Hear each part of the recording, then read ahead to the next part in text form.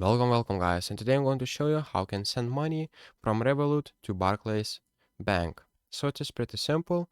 Just open up your Revolut app, click in the bottom of the screen on the payments.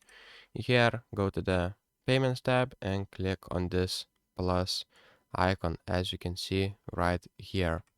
And here you'll need to select for the bank or international. If you are from the other country, you'll need to select international.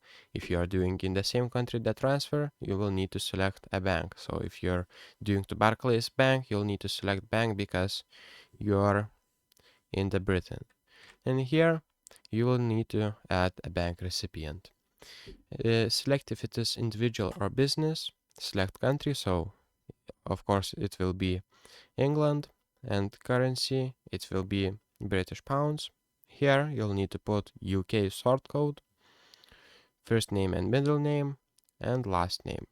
For the email it is optional, and after you're done and put all the information, click on this white arrow, and after that put the amount that you want to send and review all the information, and you will be able to send money. So that's pretty much it, and see you in the next one. Peace.